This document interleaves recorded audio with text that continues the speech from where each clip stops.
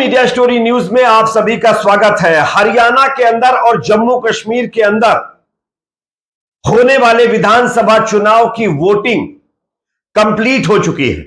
Voting के बाद तमाम मीडिया चैनलों के द्वारा इन दोनों राज्यों के अंदर किस पार्टी की सरकार बनेगी इसको लेकर के एग्जिट पोल दिखा रहे हैं। तमाम एग्जिट पोल के अंदर हरियाणा में कांग्रेस पार्टी की सरकार बनती हुई नजर आ रही। बात करें जम्मू कश्मीर में तो जम्मू कश्मीर के अंदर भी कांग्रेस पार्टी और नेशनल कॉन्फ्रेंस मिलकर के बीजेपी का सुपड़ा साफ करते हुए नजर आ रहे। चलिए हम भी आपके सामने इन दोनों राज्यों का एक और बड़ा एग्जिट पोल रखने जा रहे हैं। इस एग्जिट पोल के मुताबिक किस पार्टी के खाते में कितनी सीटें जाएंगी इसके आंकड़े हम आप लोगों को दिखाने वाले हैं और इन आंकड़ों के मुताबिक आप जान पाएंगे कि हरियाणा के अंदर क्या कुछ होने वाला है।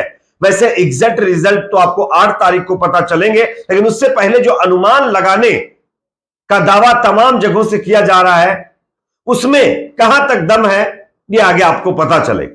उससे पहले आपका अपना प्रेडिक्शन क्या है, आप लोग कमेंट सेक्शन में अपना प्रेडिक्शन जरूर रखिए। आपके हिसाब से इन दोनों राज्यों में किसकी सरकार बनेगी कमेंट सेक्शन में आप लोग जरूर बताइए। अब बात कर लेते हैं बिना देरी के सर्वे के आंकड़ों की। फिलहाल तमाम मीडिया चैनलों के पहले मैं आपको सर्वे दिखा देता हूं, उसके बाद मेरा अपना जो एग्जिट पोल है वो मैं आपको बताऊंगा कि किस पार्टी के खाते में कितनी सीटें जाने की संभावना है। सबसे पहले बात कर लेते हैं सी वोटर की। सबसे ज्यादा चर्चा थी सी वोटर की कि ये चैनल किसको जिताएगा किसको हरवाएगा अपने एग्जिट पोल के अंदर। हालांकि संभावनाएं पहले से ही लगाई जा रही थी कि कांग्रेस पार्टी का यहां पर पलड़ा भारी है, लेकिन उम्मीदें कम इसलिए भी जो है बीजेपी की थी कि बीजेपी के खिलाफ एंटी इनकमेंसी बहुत ज्यादा हरियाणा के अंदर देखने को मिली थी।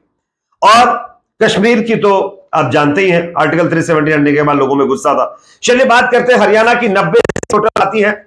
यहां पर 90 सीटों में से देखिए सबसे पहले वोट शेयर मैं आपको बता देता हूं। बीजेपी को 46.3% वोट मिल रहा है और यहां पर बीजेपी को 36.6% वोट मिल रहा है और अदर के खाते में 17.1% वोट जाने की संभावना है।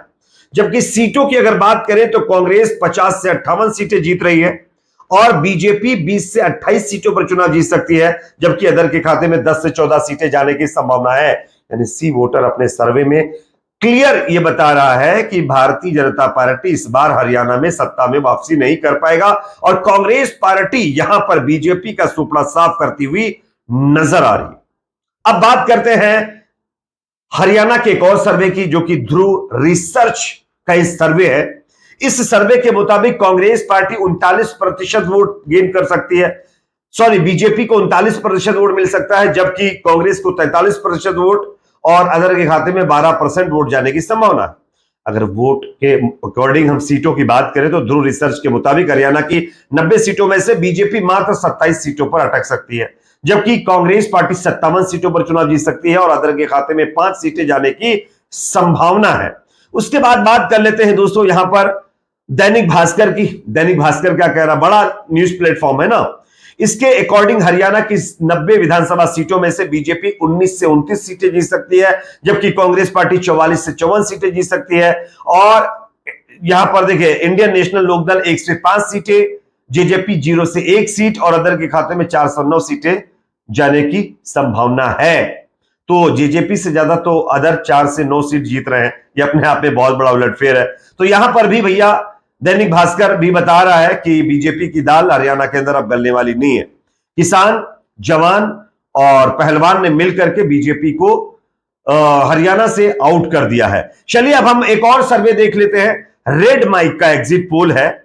इस एग्जिट पोल में कांग्रेस पार्टी 50 से 55 सीटें, बीजेपी 20 से 25 सीटें और यहां पर इंडियन नेशनल लोकदल 3 से 5 सीटें और अदर के खाते में 3 से 5 सीटें जाने की संभावना बताई जा रही है। यानी कि कोई ऐसा सर्वे नहीं है जो यह बता रहा हो कि बीजेपी हरियाणा के अंदर अपनी सरकार बना पाएगी।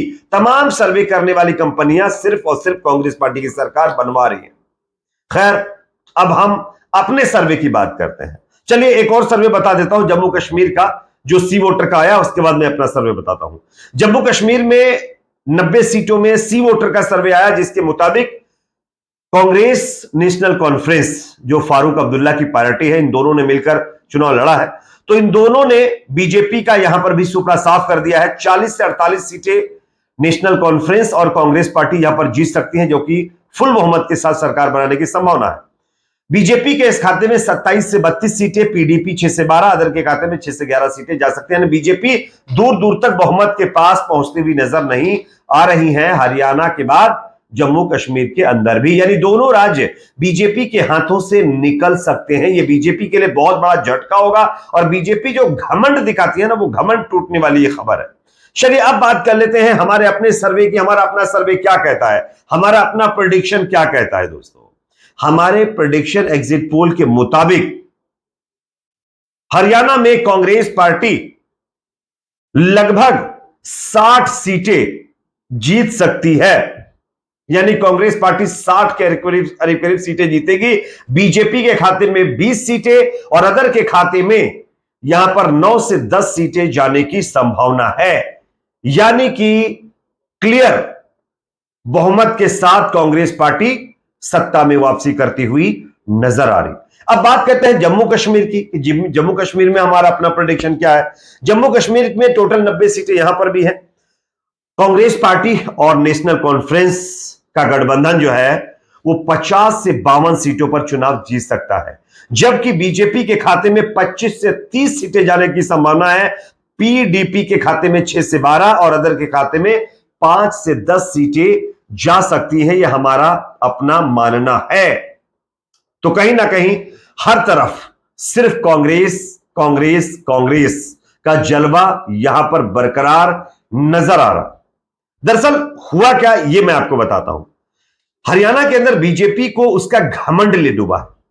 बीजेपी इस कॉन्फिडेंट में थी कि शायद उसके खिलाफ एंटी इनकम्बेंसी काम ना करे और उसका वही राग बिट्टू बजरंगी को, जिसने नूह की हिंसा फैलाई, उसको अपनी मतलब जो है मंच पर बिठा करके वोट मंगवाए।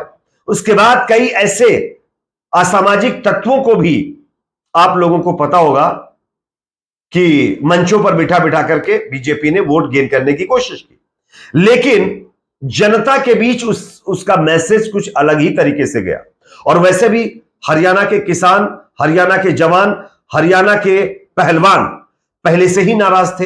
विनेश फोगाट, आप जानते ही होंगे किस तरीके से उनके साथ सलूक किया गया, बीजेपी नेता पर क्या क्या आरोप लगे, उनको इंसाफ नहीं मिल पाया। उसके बाद जवान अग्निवीर योजना को लेकर के काफी नाराज है। किसान कृषि कानून के बाद एमएसपी को लेकर नाराज है। तो ये तमाम फैक्टर रहे जिसकी वजह से बीजेपी को यहां पर उसका नुकसान हुआ है, जिसके चलते बीजेपी इन दोनों राज्यों से दोस्तों आउट होती हुई नजर आ रही है। और कांग्रेस पार्टी को एक सुनहरा मौका जनता ने दिया है कि वो सत्ता में आकर के काम करे और जनता के लिए काम करे। हिमाचल जैसा रवैया ना रखे जिस तरीके से हिमाचल में गंद फैलाकर इन्होंने रखी हुई है कांग्रेस वालों ने। उम्मीद है कि यहां दोनों राज्यों के अंदर सही से लोग सरकार चलाएंगे, अगर इनकी सरकार बनती है तो। आपकी अपनी इस पर क्या राय कमेंट सेक्शन में बताइए। वीडियो को लाइक शेयर, चैनल पर नए हैं तो सब्सक्राइब